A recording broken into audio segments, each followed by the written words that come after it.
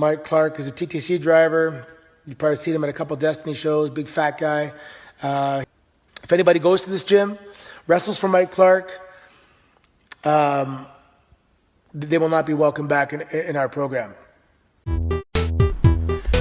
Welcome to the Kayfabe Files. I am your host, Mr. Marvelous, and joining me now is the Hip Star. Oh, that's a really good intro, man. I love the energy.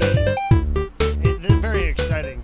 Great to be here, as always. It's all great. About you need a good start. You need a good start. You gotta show that we gel together too. That we have chemistry. You know, I'm bouncing off you, you're bouncing off me. You know, if we got the energy going the whole time, why would you ever want to tune out? We got chemistry like the Tough Customers.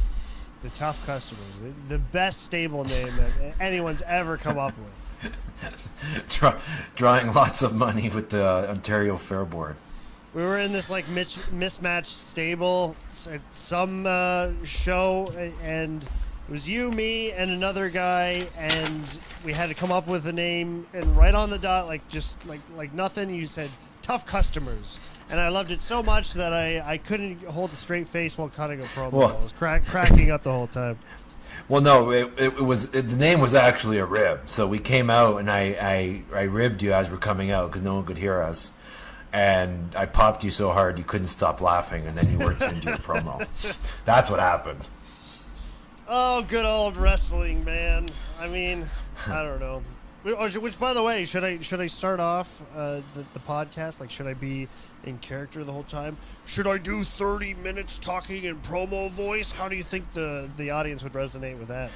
Well, no, I think a podcast should just be conversation, and that's what we're doing. We're coming on here, and we're going to talk about Ontario indie wrestling, but we're going to talk about professional wrestling in general because we just like to talk about professional wrestling, and I think we are of the educated type and of the higher level thinking, and I think that's what's lacking in the podcast area, or at least in the Ontario indie wrestling area. So, and let's face it, giving exposure so much of a chunk of your life on one thing, it's kind of ends up being the most you know.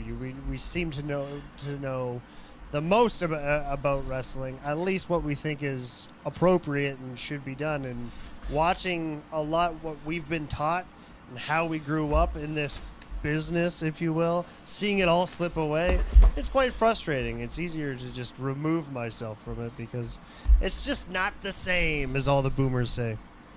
But I think more than that, spending a chunk of your life on something productive needs to be emphasized. And I think there's a lot of people that put a lot of time into wrestling but don't really get a full grasp of what it actually is.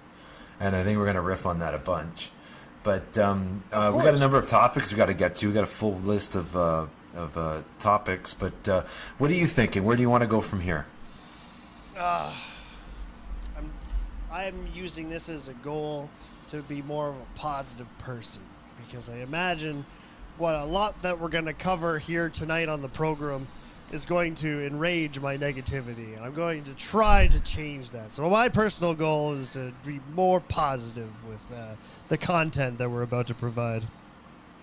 But what is the content positive though? Well, that's just it. You said that it needs to be. You're spending a chunk of your life on something productive. It's hard to tell if the people you work for in what are often known, or as Jimmy C likes to call them, mud shows. Is that productivity? Is that really advancing your career? All this advice of show up to every show and always set up the ring is that even gonna get you anywhere anymore? It's so hard to tell. It seems like there's there's definitely a culture that's been built, and it centers around taking advantage of young, enthusiastic, aspiring wrestlers trying to get into the business that they dream about. And it's a lot of older people, possibly bitter people, taking advantage of them and in various ways. And that's really kind of what we talk about on the podcast. We really just and more than that, I think it's about people calling people out on Facebook, but like not calling them out. So it's like, I'll make a general statement where it's like, if you're a promoter, you should pay your wrestlers. But there's a specific promoter that I'm talking about, but of course I don't name him because I'm scared I'm going to get heat. Oh, of course. Exactly. That's how you do it now. That's the modern day professionalism. You make a very general statement that most are going to agree with, but you're talking about what you know firsthand by your own experiences, but you can't attach those people's names in there because you might want to work for them again one day. It's usually how it works.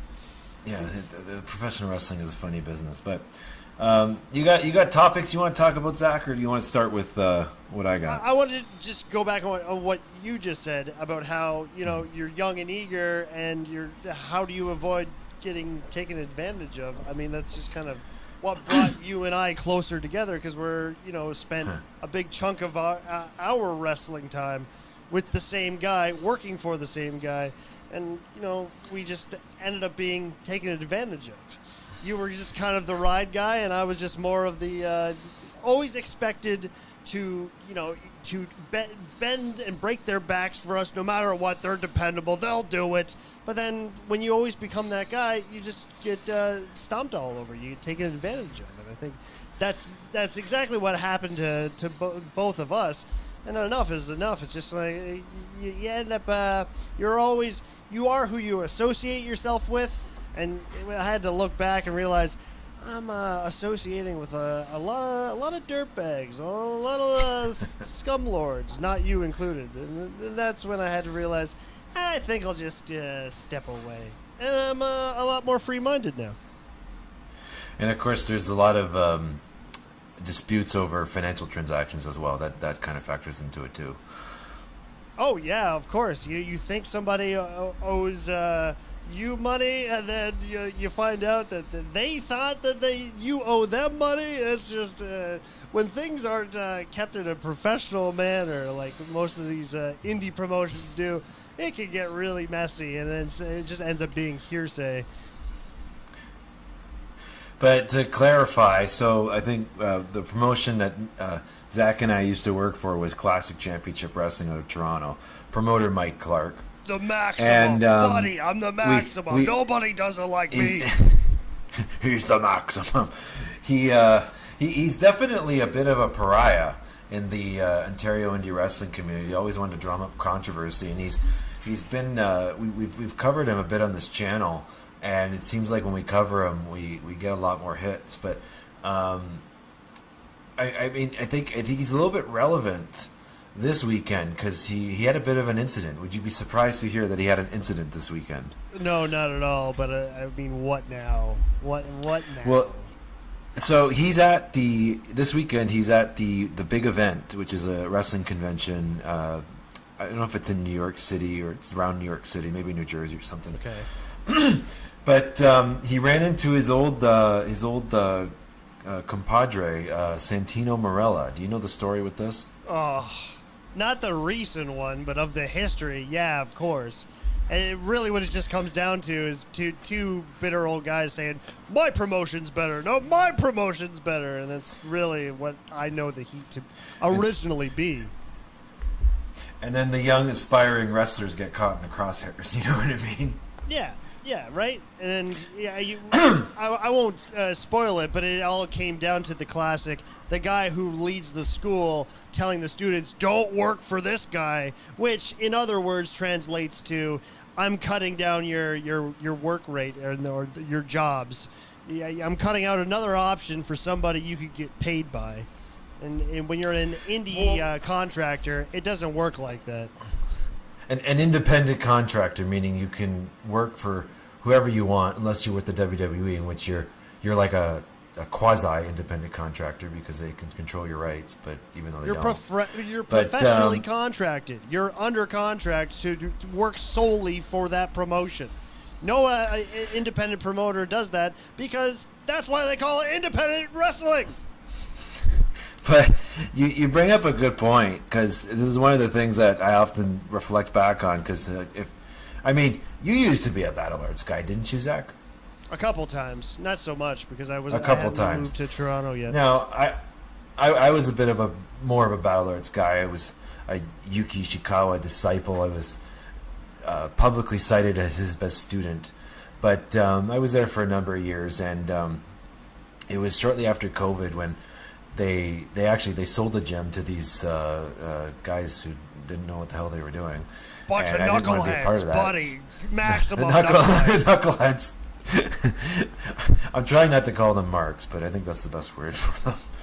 Yeah, But you wouldn't be wrong. I mean, if you're a guy that goes out in public and dresses up as discount Macho Man Randy Savage, I think you're a pretty big mark. Oh, But yeah. So I was working with Mike, and there was a guy that left Battle Arts that was good friends with Anthony that ended up having relations with his daughter, and when that split, he left and started his own gym. To which I started training there because I was doing jiu-jitsu with the professor, and then we put a wrestling program together. And Anthony didn't like that when he found out, and we have a video of him talking about Mr. Mike Clark and this gym that was being formed. I'm gonna just pull it up right now if I can remember how to do this. Make sure you share the right screen. Yeah, of course. What do I do? Okay, wait, I do that. Oh. Yeah. Which now it's, even though you're on different sides of the city, now it's like you're stepping on my business. You're doing the same thing. You're training wrestlers. There can't be two promotions. Well, but this is the thing. Like, there's no other business that operates like this. Like, you go into a mall, you see Microsoft and Apple like literally side by side, and we do have gas stations nobody like cares. that all then the time. You get into the professional wrestling business, and suddenly they put in these provisions and stuff because they're afraid that they're going to lose money, and it's just it's quite the it's quite the calamity. But we got a video here. Here's Mr. Santino Marella. So I'm going to stand up for myself, and I'm going to defend myself and defend everything I've worked for and everything we've worked for. And this gym's not going to happen. If anybody goes to this gym, wrestles for Mike Clark, they will not be welcome back in our program. I hate doing this. You guys know me. I don't want any conflict or drama.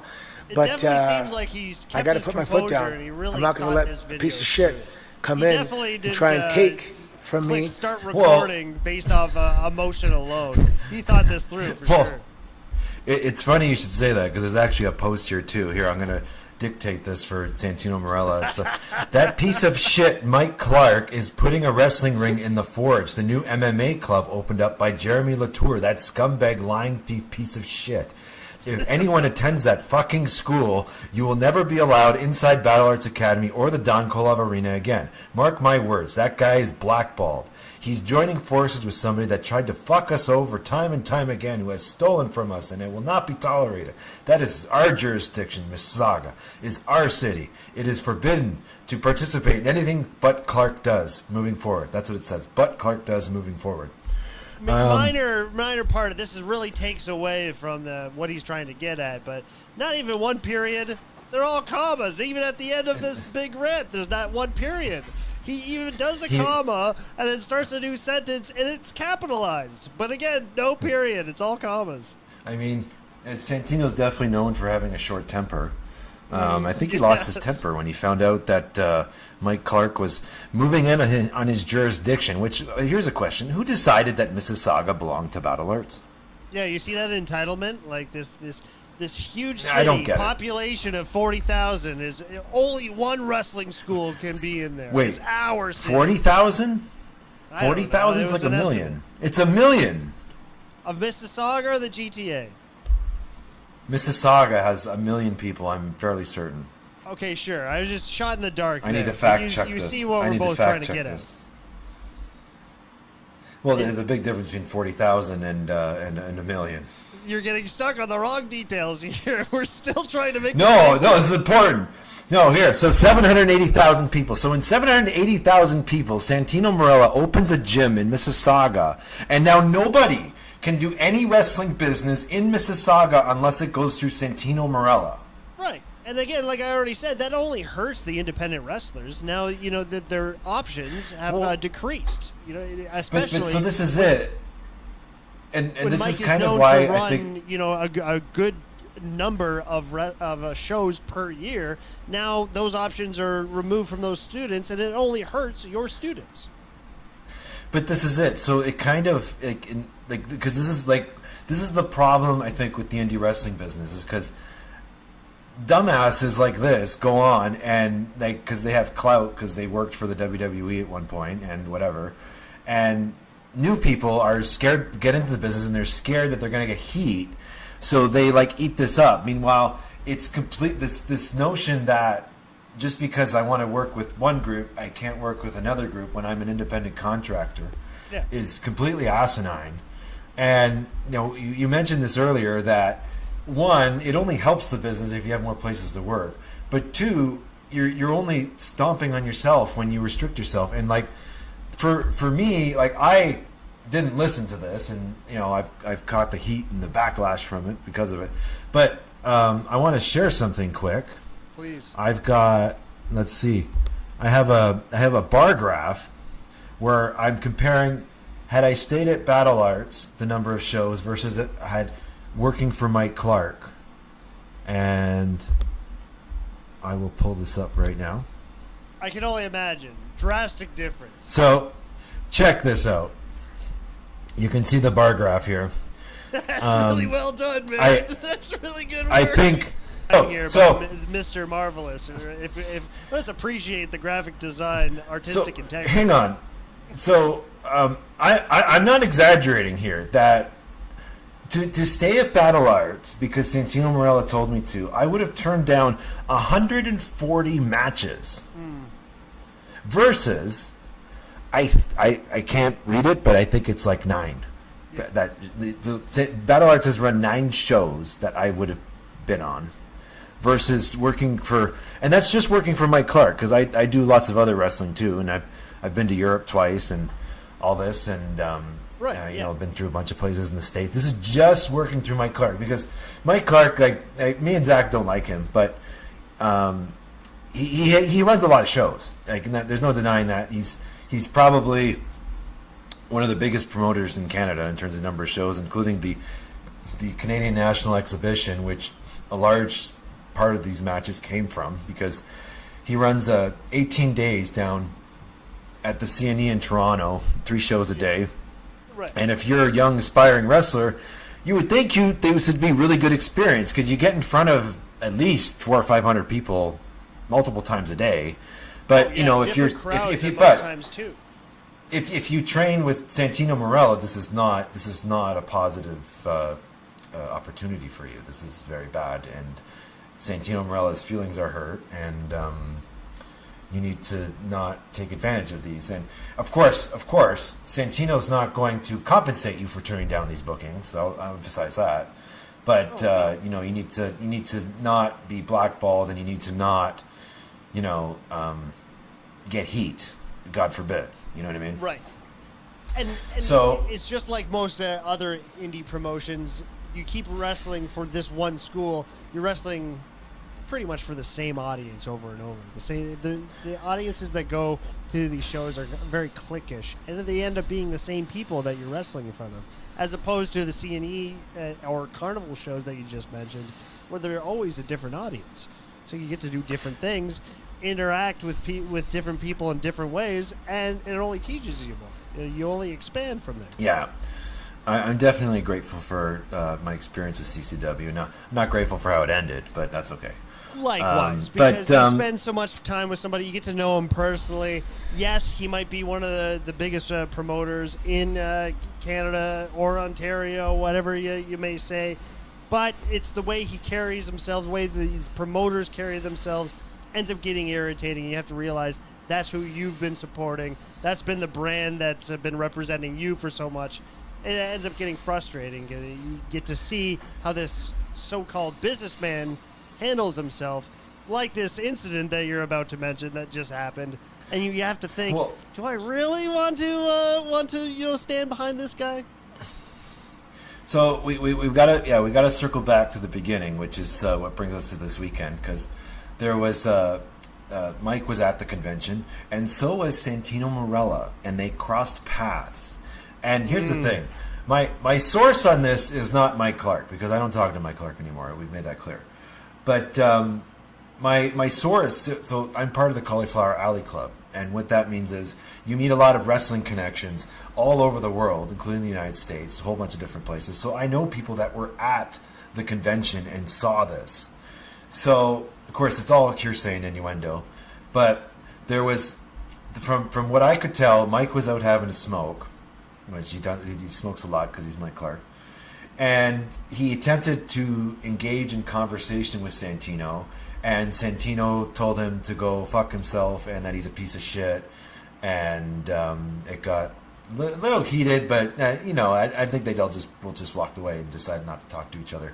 But I think what's funny is that Santino has a tendency to start controversies at conventions. Are you aware of this? Yeah, of course. You also keep in mind, these are two guys representing businesses, quote unquote.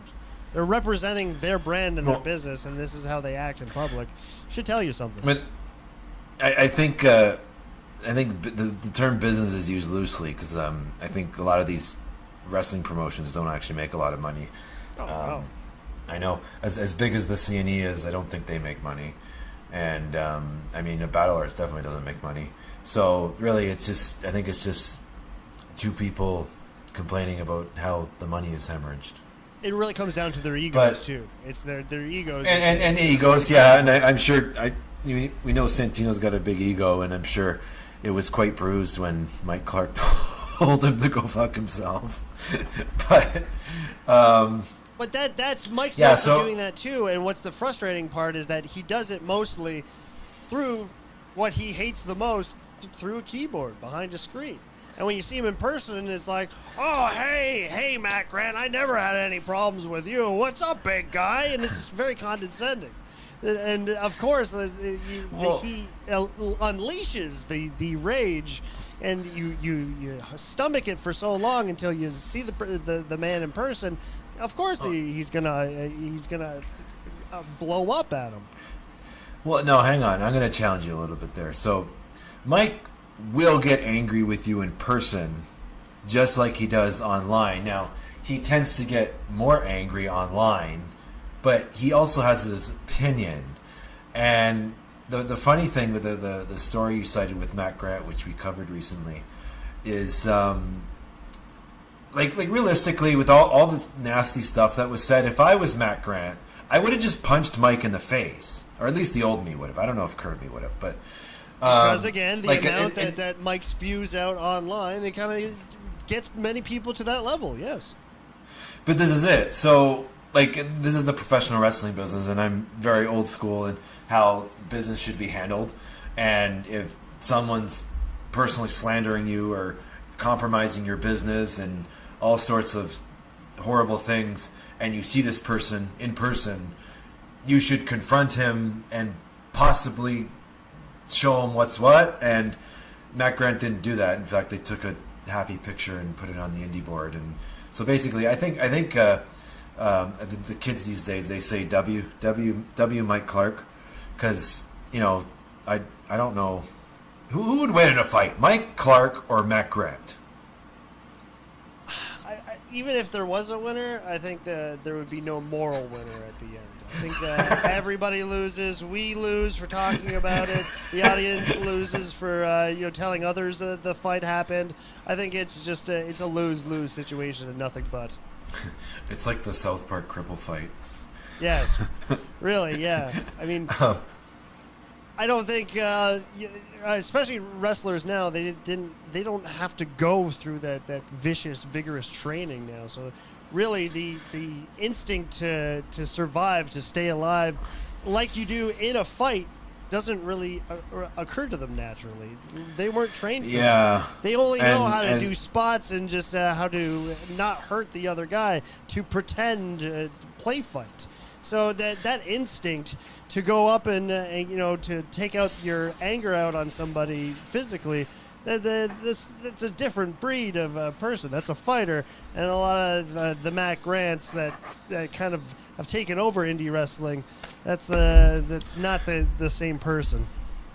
Well, yeah, and I think you bring up a good point because, and this is a good transition point because it's like the people that are involved with wrestling especially at the lower levels, they really just kind of lack common sense, and I don't fault them to an extent because I think it's the trainers. I think there really just needs to be stronger schools and stronger trainers with, wrestlers running them that actually know what they're doing.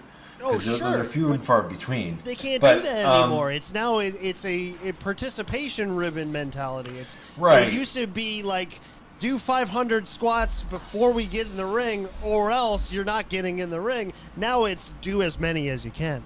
Do it if you feel like it.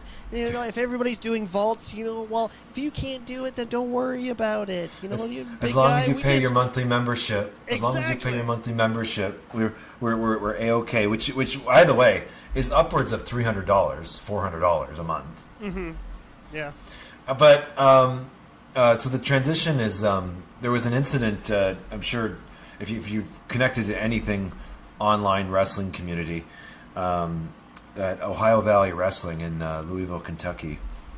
And what happened was... you were telling me about this. I can't wait to see this. Switch your screen so I can see, but this is good. I was excited for this one. I'm going to intro it first. So, the thing is, it again, like I just mentioned it, like just the wrestlers being trained to just lack common sense. So, what happens in this video, and we're going to play it in just a second, but what happens in this video is... There's I guess there was supposed to be a ref bump, so a wrestler was jumping off the top rope and going to bump a ref, and of course the way they did it was, I don't know, either a horrible idea or just poorly executed, or I don't know. I haven't talked to any people that were in this match, but what happens is the ref gets seriously injured, and I believe he had some kind of a brain bleed or a concussion. He definitely had a concussion, but something wrong. What happens is the ref starts going into seizure and convulsing in the middle of the ring during the match. No. Yeah, no, we're gonna watch it, and but like here's the thing, it seems to be about like 4 or 5 different wrestlers in this match, and nobody thinks to try and help the ref. Oh, that's the last thing on their mind. The next thing right. on their mind is, what's next? It's the spot that I have to do. I really wanted to get this on TikTok. So yeah, you're gonna. So I think we should play it now. Let me pull this up.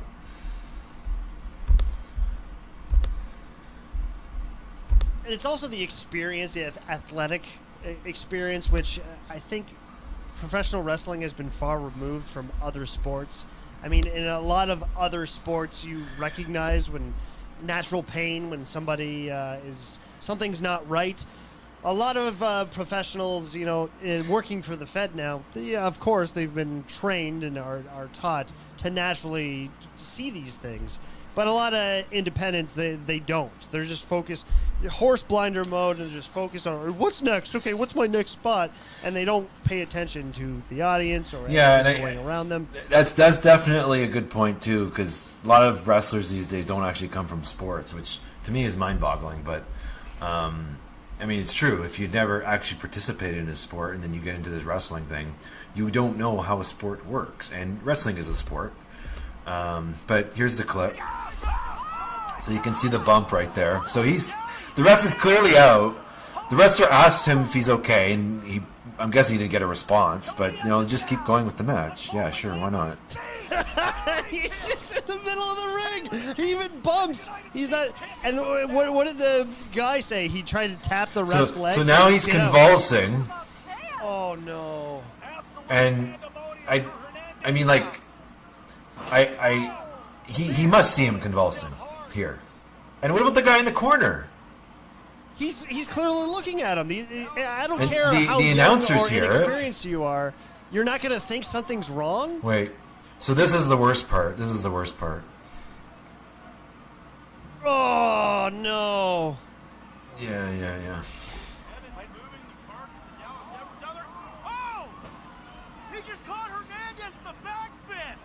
The crowd's eating it up too, right? This guy in the black Weens, he seems older than everybody else. Like, he should know better, especially seeing. You got to pause. Yeah. Now, how long did it take for everybody to get in and realize that something's wrong? I think they've now stopped the match, and then now the video is just basically them sitting there, being like, "Oh, what's going on?" So now they've broken kayfabe, but. I mean, yeah. But kayfabe's already been pretty broken. I mean, we have so many videos out now. One that I wanted to show where they break the fourth wall and how they call a match. It's all out the window. That's the appeal to the modern wrestling fan now. So there is no protecting kayfabe. They should have stopped the match right there.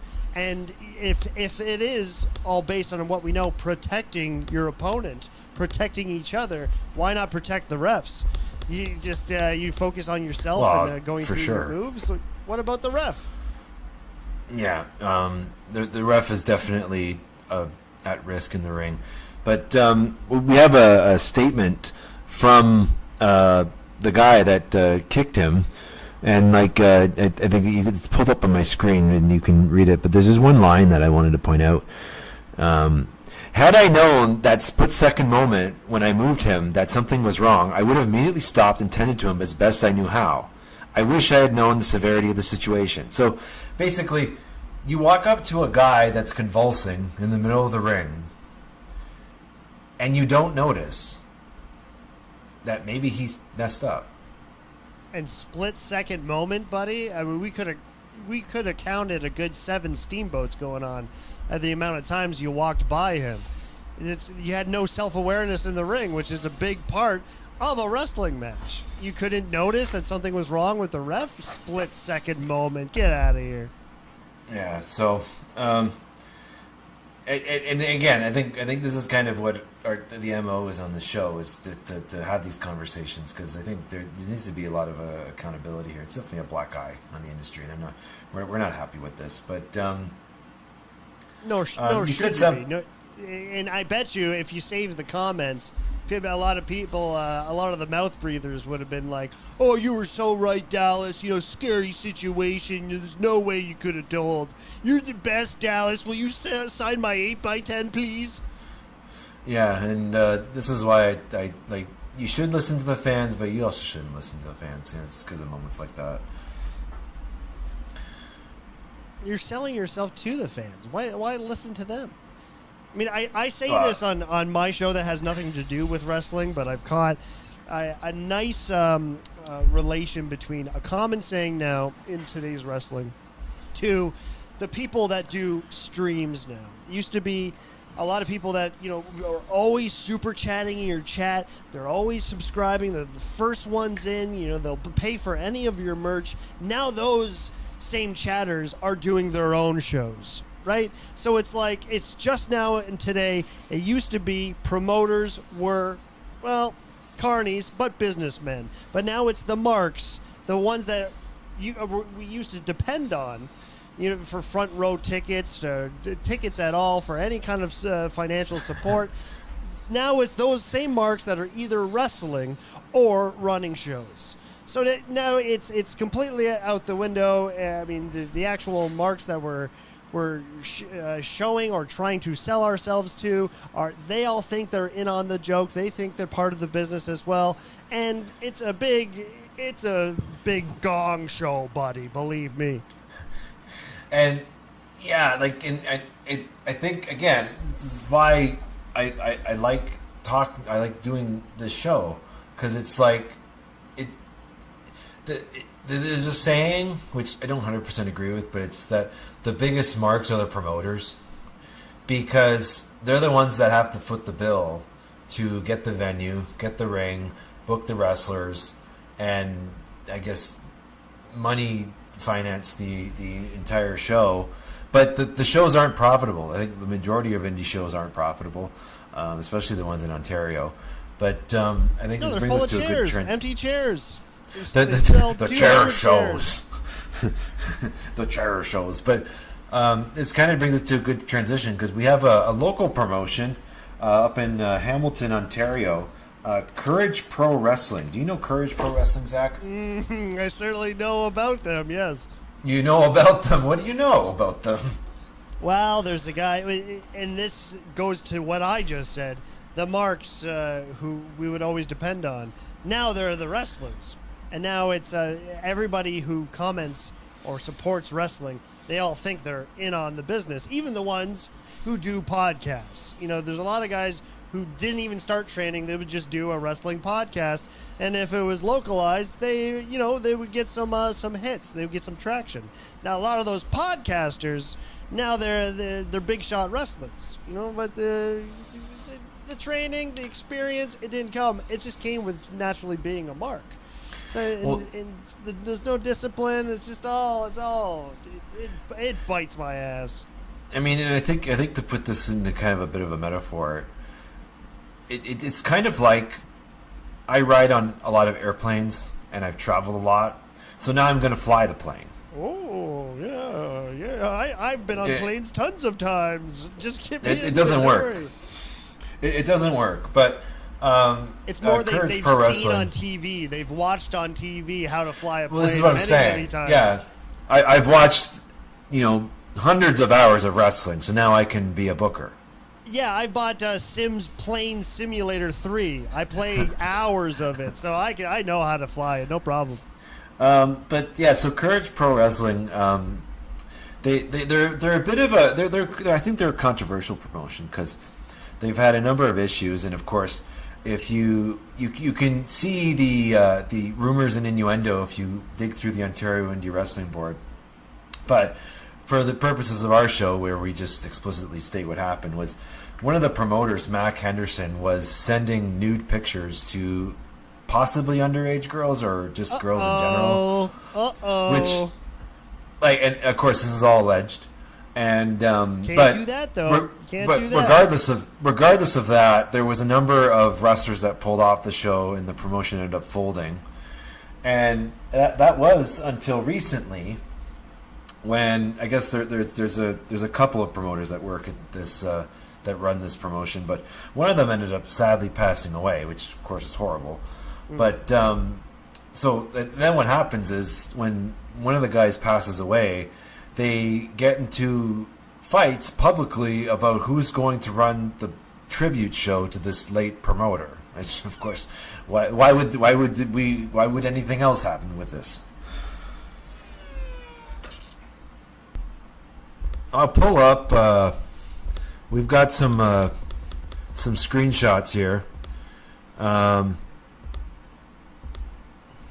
that's a good one. Oh, that's pretty good. Here, well, actually, this is funny. So we have an AI summary, and I think this is probably the best way to put this together, because otherwise you're just reading through a bunch of illiterate people trying to be literate. Right. But so Courage Pro Wrestling, known for showcasing talented wrestlers and entertaining matches, and the promotion faced controversy recently when Justin Coleman planned a show under the Courage Pro Wrestling banner a day after the unfortunate passing of Josh Remelswall. I don't know how to say his name. I apologize. But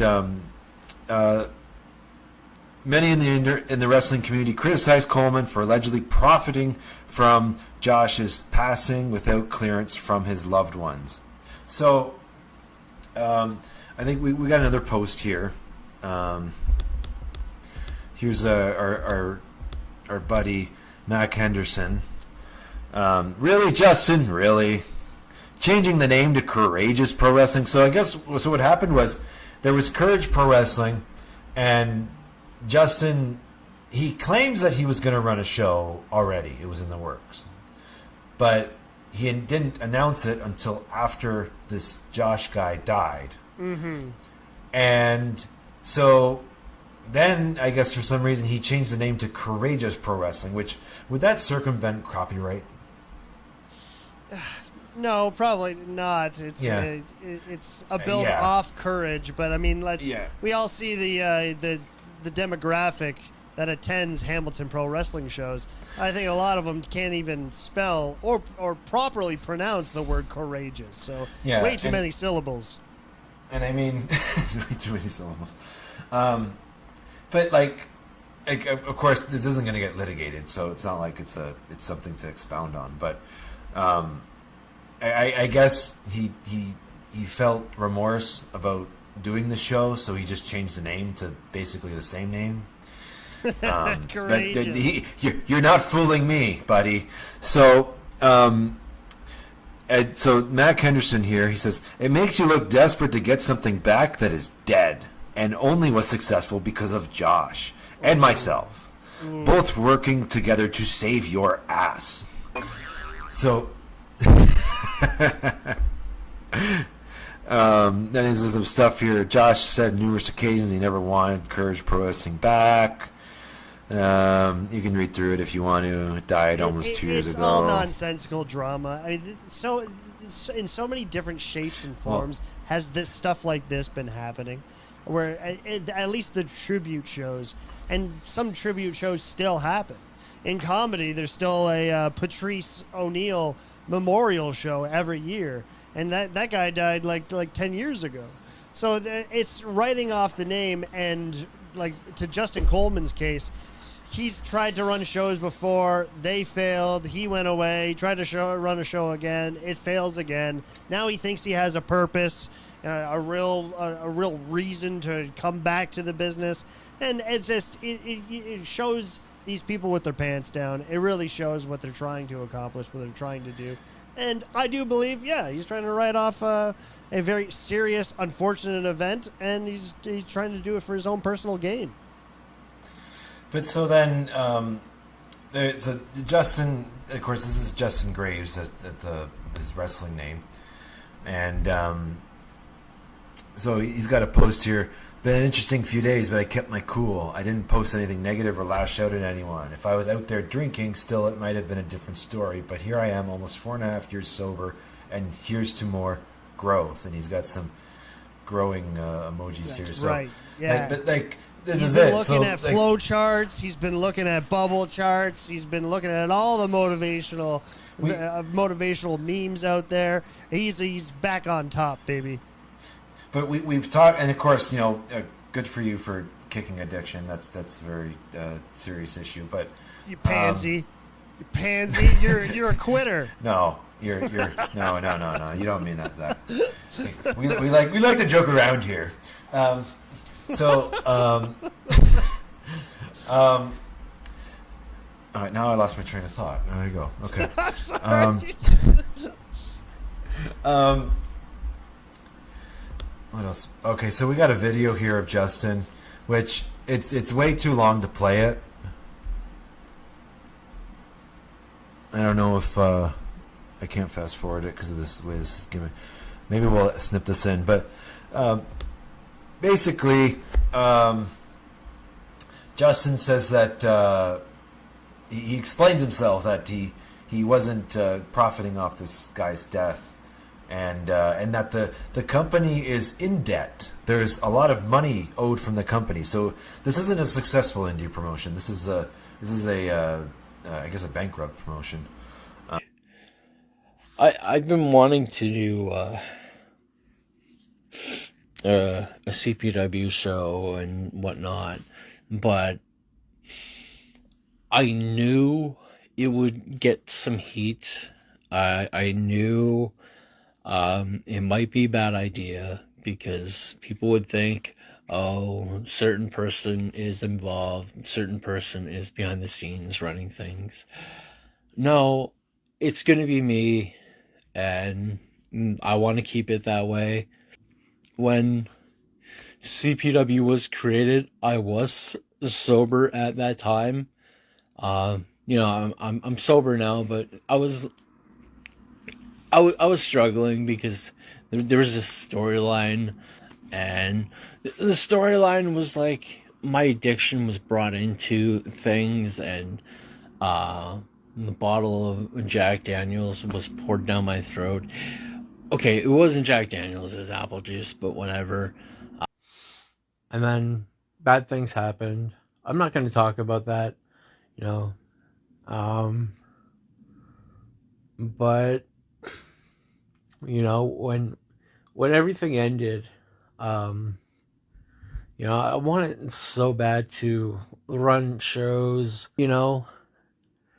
We started out at the Lincoln Alexander Center downtown, which is now a church, and Holy Trinity Church we went to, and we went to another venue in Barton, and then the RHLI, the Germania Club, Bridgeworks, the Hamilton Convention Center. We ran so many venues in this city, and that was amazing. Just want to say that when CPW ended, there was a large debt that was placed on my shoulders, and the sad thing is, that debt is owed to my employer because I love wrestling, and although it may not seem like I've done a lot in the business, I've been around for a long time. I never had the best wrestling career. I'll never wrestle again because of my health issues. I just don't want to be that guy that gets back in the ring and wrestles and ends up dying, because getting back in the ring would be me being selfish, and that's not going to happen. Okay, so I want to close this chapter in my life that is CPW, because I know that it just can't be resurrected, and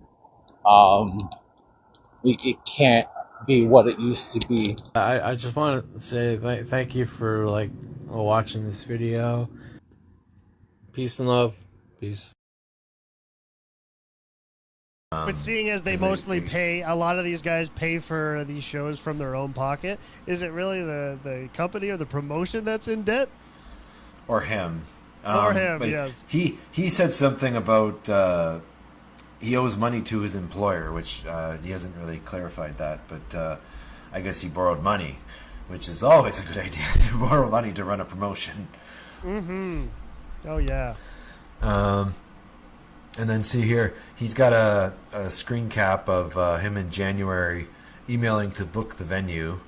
Of course, this could be photoshopped, but AI or something, but we don't know. And then he's got this: the Courage Pro Wrestling belts are for sale. So I don't know what led to this, but maybe he's getting the Courageous Pro Wrestling belts, and he has no use for the Courage Pro Wrestling belts now. But Adam Stewart wants one. He certainly wants one. Oh yeah. Well, he commented, I want one. Yeah. Uh-huh. Let's see what else I got here. Oh, then we got some stuff from Mac Henderson talking about. Oh, and then we got Mark Shaw. I don't. Oh, I don't know. You know Mark Shaw. Yeah. Okay. I know Mark Shaw. Then yes. I think this is his Facebook. Maybe if it's wrong, then I'll feel dumb, but that's okay. So it's come to my attention that Justin Coleman plans to run another show under the Courage Pro Wrestling banner, which was planned a day after the unfortunate passing of Josh Remleswall. This show, as my understanding, has never been cleared. So he said some stuff that he doesn't agree with the show. So, and then this Brian Renda guy comes in, not trying to start drama here. So this is a genuine question. Didn't that promotion close down because one of the owners was a pedophile? Uh-oh. And Mark Shaw comes in and says, I can't speak as to why they shut down for sure, but there was a lot of reasons given, one of them being some less than ideal rumors. It's all rumors. There was no dick pics, maybe. I don't know. Well, we live in a world. We used to live in a world of innocent until proven guilty. Now it's guilty until proven innocent. Yeah, and that's unfortunate, but it's just what it is. I don't make the rules. I just play the game. Shitty game. That's all we got on that. I don't know. Do you have a transition or or something that you want to get to? I want to watch the ref bump one more time. It's just, okay. It's not. Okay. All right. Yeah.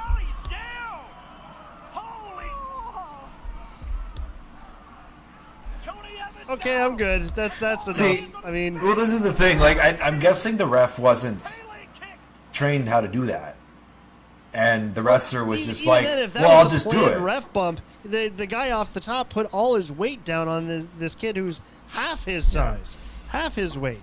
He didn't try to the protect funny him at thing all. is, It looked like. OVW is supposed to be one of the more professional schools out there, and this is what happened there. Professional. I mean, look at my screen. This was posted, and maybe you said that it shouldn't have been posted. Maybe you got in some trouble for it. But these are the guys who are like running the show. You look at the comments. You know, he's the GOAT. Shawn Michaels is the GOAT. Let's see how these goats, train these future kids to become future professional wrestling stars. You got to see that stuff. You know what I mean? Once you see him turn, he starts walking. Boom. And you guys got your beats, you got him, but now you have to put the realism in there. Just try to figure out, again, if we can put into... The vocabulary of a fifth grader right there. Like two-syllable words, you're gonna boom, boom. These are the people that are supposed to be paving the way. I mean, and what I like that this was cut to make it seem like this is a little peek at HBK psychology and how to run a match. It's just this edit of nonsensical words. Boom, boom. Create some motion. Whoa, but then brings you right back into it. You want to give a or whatever. Boom, hit it. Create some boom, some movement in that. Bam, then hit it. You got to see that stuff. You know what I mean? Once you see him turn, he starts walking.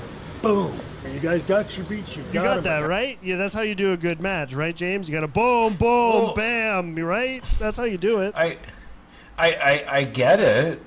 I think it's on the upper scales of wrestling in terms of getting the crowd into it and bringing the crowd along with you. I think I think out of context, I think this hurts. If he was acting exactly the same, saying the exact same sentences, if you want to call him that, in any other environment, he'd look insane. Sir, do you need help? Do you need me to escort you to the nearest hospital? I mean, the comments make me laugh the most because they're all like, still, this is why he's the greatest of all time. It's they think that this is genius, but really it's just you look like an illiterate, sad old man. It's the same people that are trying to put on these shows and train. But I mean, these kids, the most they know is what they watch, and they think they can learn by going through the movements, because they're certainly not going to verbally learn anything by boom, boom, bam, beam. That's the benefits. That's the benefits of being over, is you can do no wrong. Mike Clark, he'll teach you how to be a baby face. I'll never forget. You know how to do it. You go out there, you clap your hands, everybody loves it, Go out there, you get a big pop, you clap your hands. That's no kidding. More than if you start clapping your hands, the crowd will clap with you. More than I can count on one hand is how Mike Clark will teach a young aspiring babyface how to get a pop from the crowd. These are the people that run the industry now. That's it. And then we get people that take it seriously have to get relegated to doing a podcast. It is the future. I mean, everybody should have jumped on this during COVID. I mean, I got a lot of heat when a lot of professional wrestlers were doing their daily SAP stories, writing about how much they miss wrestling.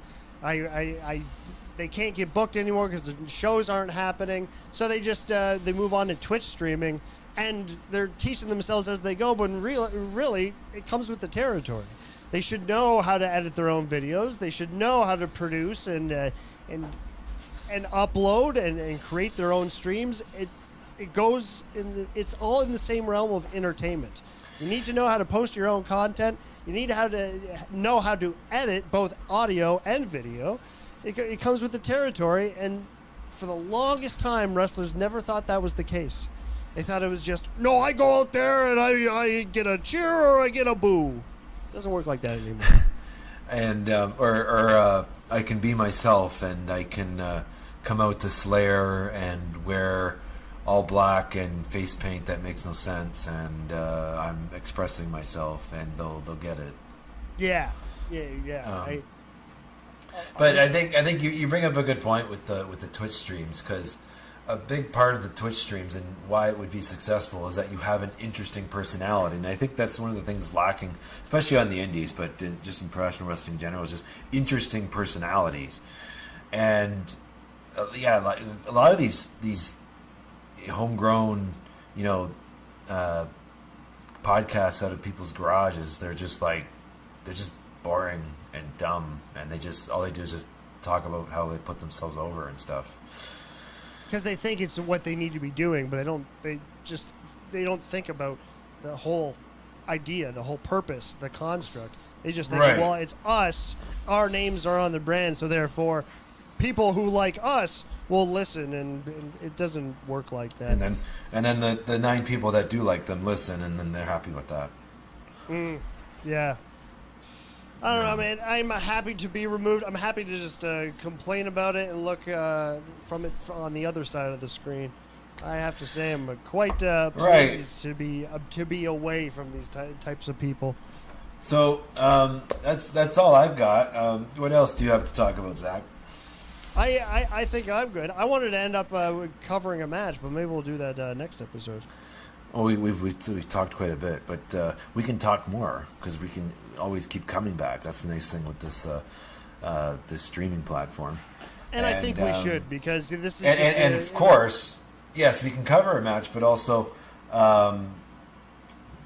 we can also update on the news going forward, because I'm sure there'll be lots of updates, and I'm sure new controversies and news will be coming out. I think I agree with you, so that's why I'm going to plead, Matt Grant, allow me back in the Ontario Indie Wrestling Group. I know you banned me because I had a lot of bad things to say, because I really don't like your work at all, and I don't think I ever will. But now that I'm covering the territory as a whole, looking as a broadcaster, I think you should allow me back in. So, folks, click yes, smash the like button, and let me back out of Ontario Indie Wrestling Facebook group jail. Wrestling has evolved, Zach. You don't need to be intimidating or tough or big or work out or professional or any of those things to be a wrestler. You just have to show up and have people like you. Yeah, absolutely. And you need a cool signature move that you might have seen through tapes or what's being done in the modern product. You just need cool moves and to be a nice guy, man. Even if you're a heel. And New Japan stuff. Well, nobody's watching that stuff. We can just steal it. We rip it off. Yeah. Okay. So that's probably going to wrap it up. I'm Mr. Marvelous. And catch me every Friday over on hipstar.ca. I do a live stream every Friday at 9. Tonight on Hipstar Tonight. Toast never dies. There you go. Plug your stuff. And that's going to do it for this week in Ontario Indie Wrestling and professional wrestling. And I'll be at the El Macombo in a couple months. Come check me out. I'll be outside selling flyers. And I'll be at the Moonlight Pub a month after that, selling flyers, hoping to get a booking. Check me out, hipstar.ca. There we go. And we're going to wrap it up. Catch you next week. All right. Have a good night, man.